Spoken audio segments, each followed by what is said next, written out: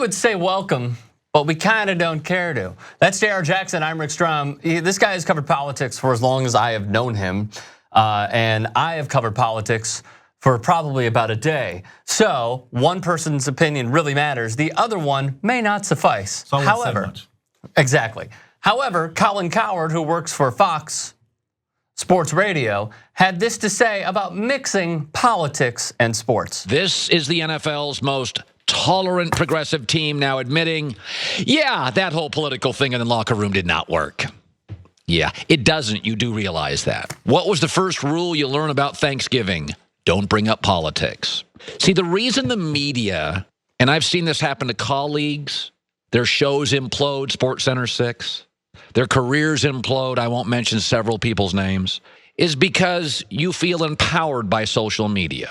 But I've been doing this 30 years. I've been reasonably famous, well-known, a public figure. In 30 years, every single day of my life, somebody has come up to me and recognized me. I have never in 30 years, one time, been asked, what do you make about that big bill on Capitol Hill? That's why I don't talk politics on my show. And they don't ask that of any sportscaster.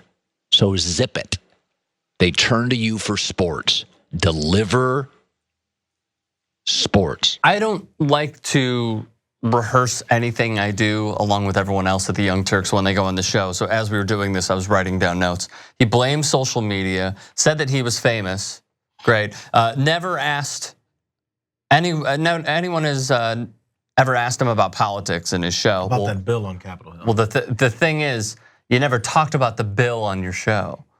And also, to go a little bit further, he said zip it, which sounds very similarly, to what Laura Ingraham said to a guy like LeBron James, which was shut up and dribble. Thank you very much. Now, before JR gives his 2 cents, actually go ahead. There were many athletes that spoke out. We'll play that in a second. Oh, really? Yes. Okay, that's good. Okay, so first of all, the whole premise of his is that super liberal social team in the locker room admitted the Seattle Seahawks trading Michael Bennett. Yeah, admitted that whole thing didn't work. The first thing you would have thought was maybe that guy who was at least the name that was attached to it the most, because he wasn't the first to kneel, Colin Kaepernick. That whole thing didn't work out. You would think he would go there first.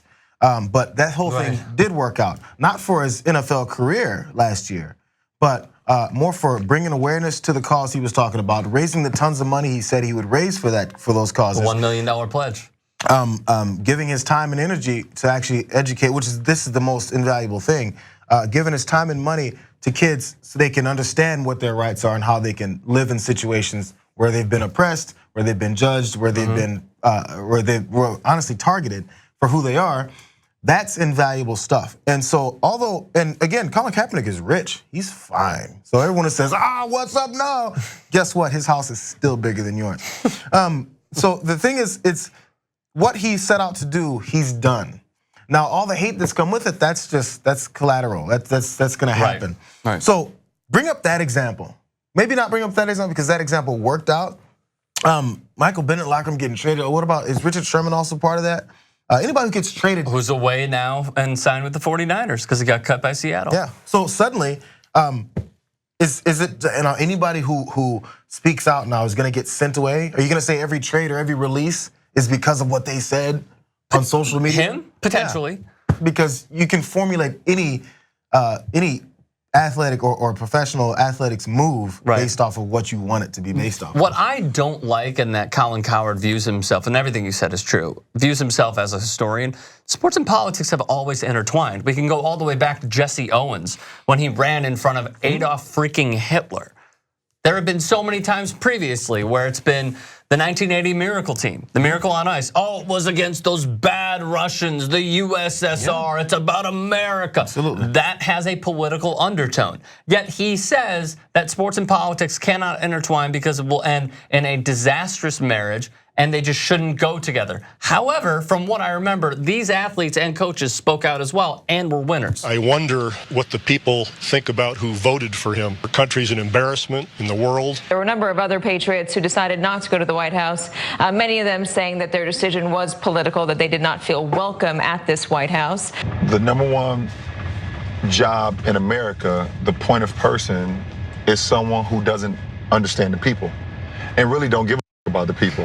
While we cannot change what comes out of that man's mouth, we can continue to alert the people that watch us, that listen to us, as this is not the way. I think it's really unfortunate and very glaring that he's still out of a job. It's like the NFL needs, they kind of just keep playing catch up and keep doing the wrong and saying the wrong sort of thing. So I don't know what it's going to take for them to really step back and be part of the solution. Instead of unifying and trying to calm the storm, he's creating it over and over again. We see it with his tweets every day. Look at all those losers. LeBron James couldn't win a championship in Miami when the whole team wore the I Can't Breathe shirts. Yep. Man, he got sent off to Cleveland where he won another championship.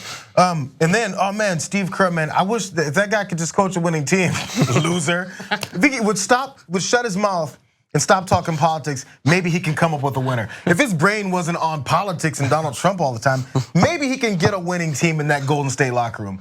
Loser.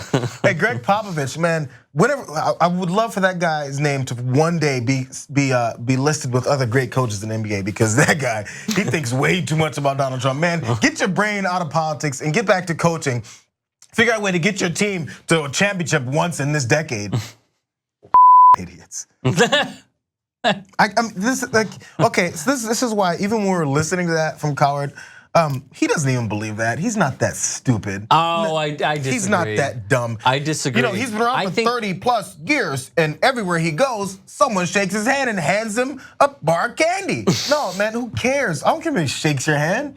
So, no, he's not that dumb. He can't be around for 30 years and be, what do you call it? Moderately famous. He can't be moderately famous if he didn't understand how things work and how to broadcast. He's trying to get some attention. Okay, so maybe to go a little bit further than that, Fox Sports has a huge deal with the NFL, yes? Every day, he makes it a point to talk about one team, the Dallas Cowboys. And on top of that, you know what he never does? Trash the NFL emblem, ever. So what he is doing now is aligning himself with others like a Bob McNair, maybe a little bit extreme of an example, but we know where they stand, where they don't want this to mix at all, which is wrong. Because if it didn't mix at all, you know what we wouldn't have? Muhammad Ali. We wouldn't have Billie Jean King. We would not have other pioneers that have come across sports. So do not stay on the same plane as Colin Cowherd, because he's wrong, flat out wrong.